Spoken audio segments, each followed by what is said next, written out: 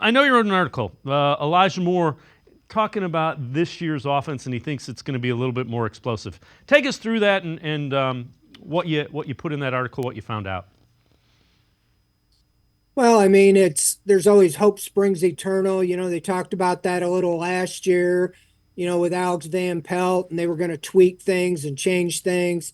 And we saw some glimpses down at Greenbrier at training camp. It looked like they were going to really use Elijah Moore a lot. He was motion, he was out of the backfield, running the ball. And we got to the regular season and it didn't really take off.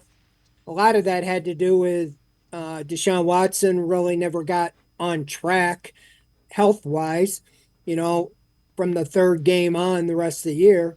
And so I think part of it's hope springs eternal, but I think that was the number one task brought in by Ken Dorsey was to change the overall look of the offense. It's still Kevin Stefanski's offense, but I think what Ken Dorsey's doing is bringing in more of a spread look. I think Deshaun Watson, anybody would agree, what he did in Houston was a little bit more of a read and react or a choice routes.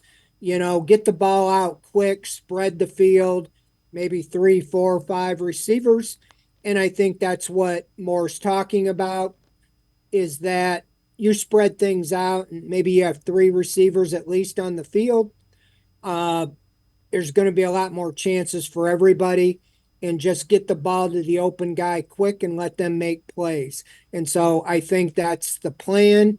A lot of it, again, depends on Deshaun Watson and staying on the field and so forth. But I really think that's where they're going is want him to do more what he did in Houston, where get the ball out quick little 5, 6, 7 yards. Once in a while, go deep, but get the ball out to your playmakers, whether it be Cooper, Judy, Njoku, Moore, and everybody has a much better chance to have better numbers because it's kind of like even you look at the Chiefs when they had wide receivers that didn't really, have big names.